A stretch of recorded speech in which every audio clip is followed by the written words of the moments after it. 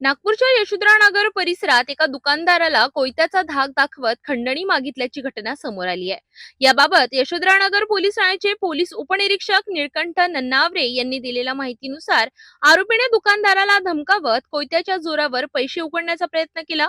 घटनेची माहिती मिळताच पोलिसांनी तात्काळ कारवाई करत आरोपीचा शोध सुरू केला। तपासादरम्यान पोलिसांनी आरोपीला अटक करण्यात यश मिळविले। सध्या आरोपी विरुद्ध यशोधरानगर पोलीस ठाण्यात गुन्हा दाखल करण्यात आला असून पुढील तपास पोलीस करीत आहेत। या कारवाईमुळे परिसरातील नागरिक आणि व्यापाऱ्यांनी समाधान व्यक्त केले असून पोलिसांनी अशा गुन्हेगारांवर कठोर कारवाई सुरूच राहणार असल्याचा इशारा केला आहे।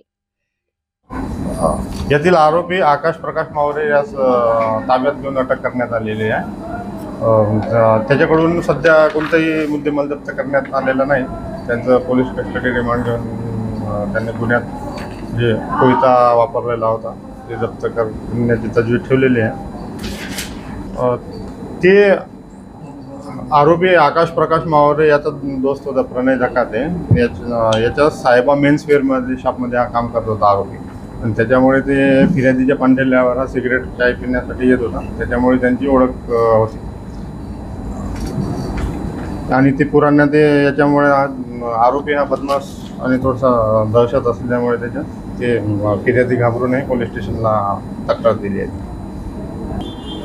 हा आरोपी तिथं कोयता घेऊन ते खंडणीची मागणी करून गेला होता। त्यांनी 5,000 रुपये हप्ता वसुलीसाठी, आणि ते रागाच्या भरात मग त्यांनी ते दुकानाचे काउंटर जे त्या कोयत्याने काच तोडले।